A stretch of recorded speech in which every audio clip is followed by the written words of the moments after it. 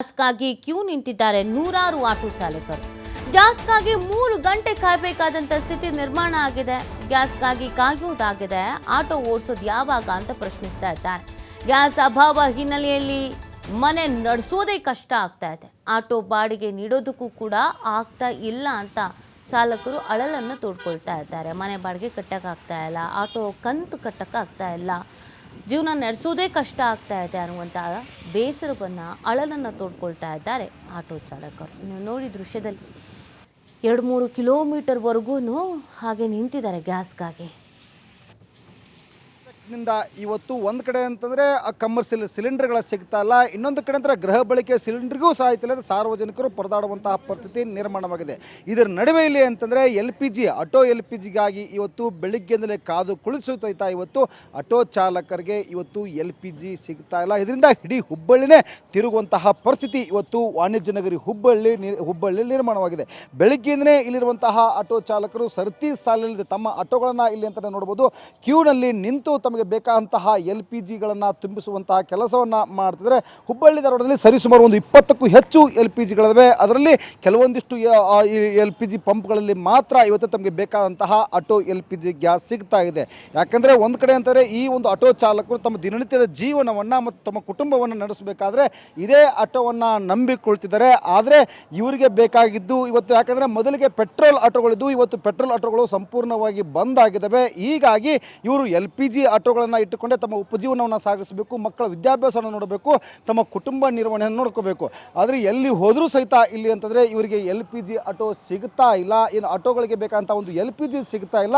ಬೆಳಿಗ್ಗೆಂದರೆ ಯಾಕಂದರೆ ಹುಬ್ಬಳ್ಳಿಯ ಒಂದು ನಿಲಿಜನ್ ರಸ್ತೆಯಲ್ಲಿರುವಂತಹ ಒಂದು ಪೆಟ್ರೋಲ್ ಬಂಕಲ್ಲಿ ಒಂದು ಏನು LPG ಬಂಕ್ ಏನಿದೆ, LPG ಪಂಪ್ಗಳಲ್ಲಿ ಅಂತಂದರೆ ಒಂದು ಸುಮಾರು ಅರ್ಧ ಕಿಲೋಮೀಟರ್ವರೆಗೂ ಸಹ ಇಲ್ಲಿ ಅಂತಂದರೆ ಆಟೋಗಳು ಒಂದು ಕ್ಯೂ ನಿಂತಿದ್ದಾವೆ. ಅಷ್ಟರ ಮಟ್ಟಿಗೆ ಇಲ್ಲಿ ಅಂತಂದರೆ ವಾತಾವರಣ ಹದಗೆಟ್ಟು ಹೋಗಿದೆ. ಯಾಕಂದರೆ ಇಲ್ಲಿ ಈಗಾಗಲೇ ಒಂದು ಕಡೆ ಧಾರವಾಡ ಜಿಲ್ಲಾಡಳಿತ ಇರುತ್ತೆ, LPG ಸಿಗುತ್ತೆ, ಪೆಟ್ರೋಲ್ ಸಿಗುತ್ತೆ, ಡೀಸೆಲ್ ಸಿಗುತ್ತೆ, ಗೃಹ ಬಳಕೆ ಸಿಲಿಂಡರ್ಗಳು ಎಲ್ಲವೂ ಸಿಗ್ತಾವೆ ಅಂತ ಹೇಳ್ತವೆ. ಆದರೆ ಅಲ್ಲಿ ಸಿಕ್ಕರೂ ಸಹಿತ ಇಲ್ಲಿ ಅಂತಂದರೆ ಆಟೋಗಳಿಗೆ ಬೇಕಾದಂತಹ ಏನು LPG ಏನಿದೆ ಆ LPG ಸಿಗ್ತಾ ಇಲ್ಲ. ಹೀಗಾಗಿ ಸರಿಸುಮಾರು 2 ಗಂಟೆ 3 ಗಂಟೆಗಳ ಕಾಲ ಇಲ್ಲಿ ಅಂತಾರೆ ಕ್ಯೂನಲ್ಲಿ ನಿಲ್ಲಬೇಕಾದಂಥ ಅನಿವಾರ್ಯತೆ ಇವತ್ತು ಆಟೋ ಚಾಲಕರಿಗೆ ಬಂದೊದಗಿದೆ. ಯಾಕಂದರೆ ಬೆಳಿಗ್ಗೆಂದಲೇ ಇಲ್ಲಿ ನೋಡ್ಬೋದು ಆ ಏನು ಯಾವ LPG ಪಂಪ್ಗಳಿದಾವೆ, LPG ಪಂಪ್ಗಳಲ್ಲಿ ಅಂತಾರೆ ಬೆಳಿಗ್ಗೆಂದಲೇ ಇಲ್ಲಿ ಅಂದರೆ ಆಟೋ ಚಾಲಕರು ಇರ್ತಾರೆ. ಅದರ ಜೊತೆಗೆ ಇಲ್ಲಿ ಅಂತಾರೆ ಯಾವ ಇವತ್ತು LPG ಪಂಪ್ಗಳ ಮಾಲೀಕರು ಏನಿದ್ದಾರೆ ಅವರೆಲ್ಲರೂ ಸಹ ಇವತ್ತು ಆಟೋ ಚಾಲಕರ ಜೀವನದ ಜೊತೆ ಚೆಲ್ಲಾಟ ಆಡ್ತಿದ್ದಾರೆ. ಯಾಕಂದರೆ ತಮಗೆ ಮನಸ್ಸಿಗೆ ಬಂದಂತಹ ರೀತಿಯಲ್ಲಿ ಇವತ್ತು ಬೆಲೆಯನ್ನು ನಿಗದಿಯನ್ನು ಮಾಡ್ತಿದ್ದಾರೆ.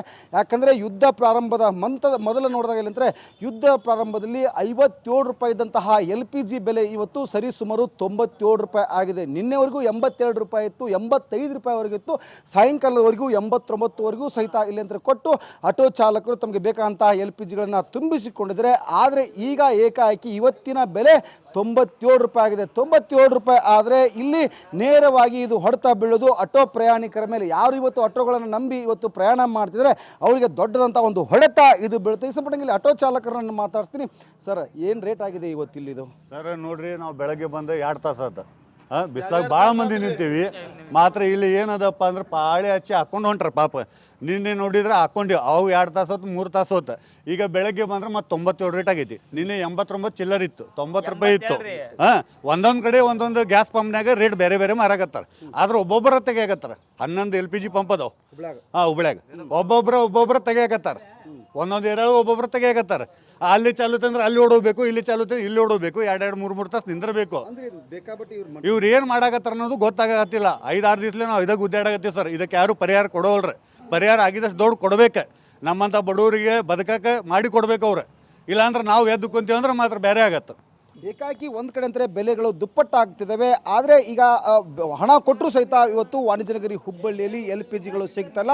ಹೀಗಾಗಿ ಆಟೋ ಚಾಲಕರ ಬದುಕು ಇವತ್ತು ಸಂಪೂರ್ಣವಾಗಿ ಬೀದಿಗೆ ಬಿದ್ದಿದೆ. ಕ್ಯಾಮ್ರಾ ಪರ್ಸನ್ ಜೊತೆ ಯಲ್ಲಪ್ಪ ಸೊಲರ್ಗೊಪ್ಪ, TV5 ಹುಬ್ಬಳ್ಳಿ.